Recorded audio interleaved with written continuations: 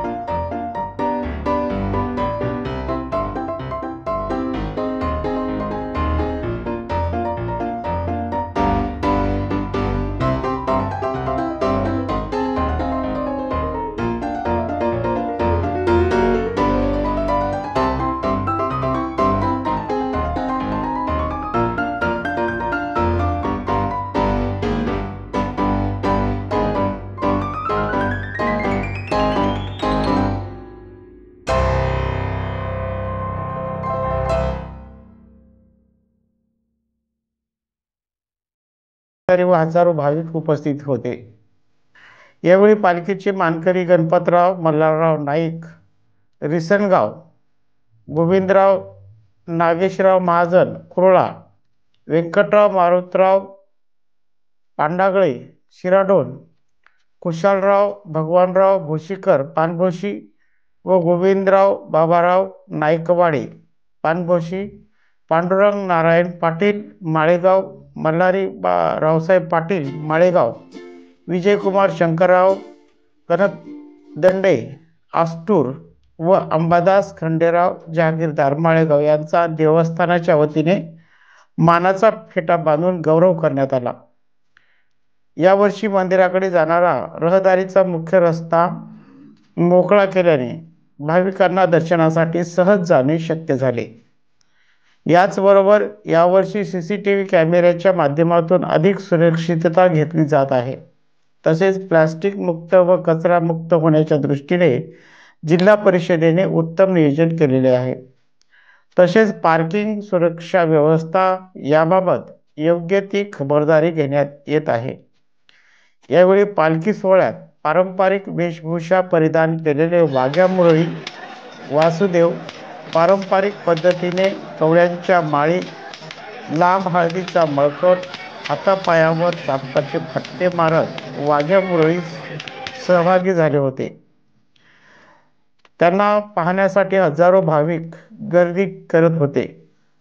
जिल्ह्यातील महत्त्वाच्या उत्सवात सहकार मंत्र्यासोबतच जिल्हाधिकारी अभिजित राऊत कुटुंबासह सहभागी झाले होते। या यात्रेसाठी नांदेड जिल्हा परिषद, लोहा पंचायत समिती, माळेगाव ग्रामपंचायत मार्फत येणाऱ्या भाविकांसाठी मूलभूत सुविधा उपलब्ध करून देण्यात आल्या आहेत। आजपासून सुरू झालेली यात्रा पुढे 5 तारखेपर्यंत सुरू राहणार असून या यात्रेतील शासकीय कार्यक्रम राष्ट्रीय दुखवट्यामुळे पुढे ढकलण्यात आले आहे। 2 जानेवारीपासून कार्यक्रमाची सुरुवात होणार आहे. देशभरातील भाविक या ठिकाणी पुढील काळात येणार असून पशुधनाचा मोठा बाजार या ठिकाणी या कालावधीत सुरू होतो. तसेच पशुधन संदर्भातील आवश्यक वस्तू विक्रीचेही दुकाने मोठ्या प्रमाणात असतात. याशिवाय या यात्रेत येणाऱ्या भाविकांसाठी 2 जानेवारीला लावणी महोत्सवही आयोजित करण्यात आला आहे. महाराष्ट्रातील अनेक सुप्रसिद्ध लावणी कलाकार व त्यांच्या अनेक चमू या ठिकाणी आपली कला साजरी करणार आहेत. या यात्रेला कुलदेवतेची यात्रा समजणाऱ्या अनेक जमातीचे नागरिक आजपासून या ठिकाणी दाखल झाले आहेत.